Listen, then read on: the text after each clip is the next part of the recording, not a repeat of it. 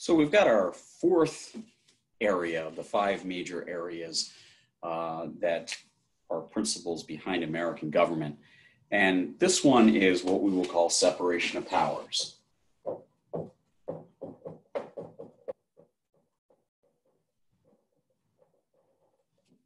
Right?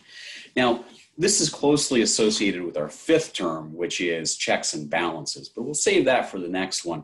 Just want to go over the idea here of the idea of separation of powers. So much of what we saw in the other types of principles behind the American governmental system is the need to be able to prevent groups within society from taking rights away from other groups in society.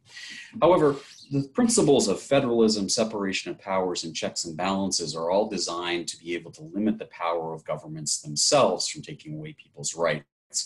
So the fact in the federal system that we have recourse to two governments, the state government and national government, to protect our rights is a way to preserve individual rights and individual liberties from being trampled on by the government.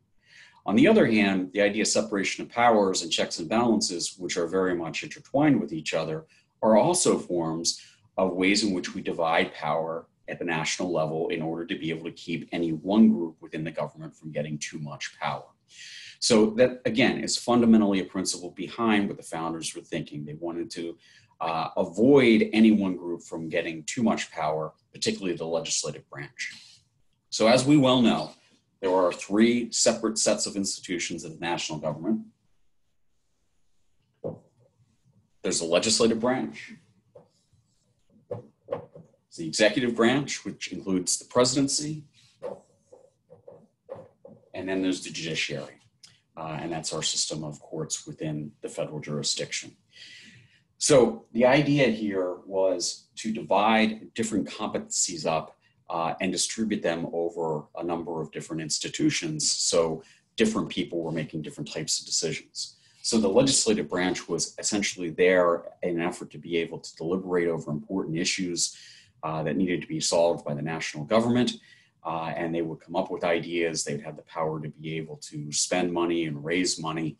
And then the president would come along and, as the executive, would carry out those policies that were passed by the legislative branch, or if need be, veto that legislation if they were found to be unconstitutional.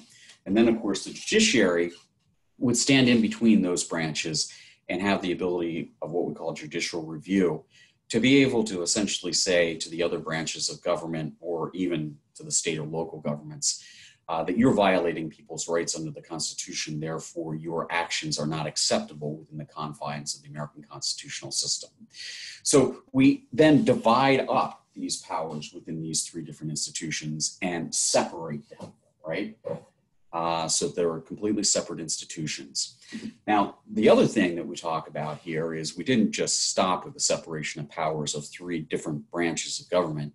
We also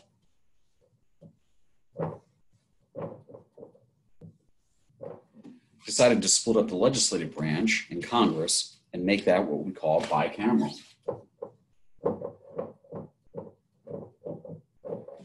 And essentially, that's just a system of legislative politics in which we divide the legislature into two separate branches. In our case, it's a Senate, which is state-based with two senators from every state. And on the other side is the House of Representatives, which is based on population, with each state having at least one member of the House of Representatives. They're more small, more local districts than we would have at the Senate level.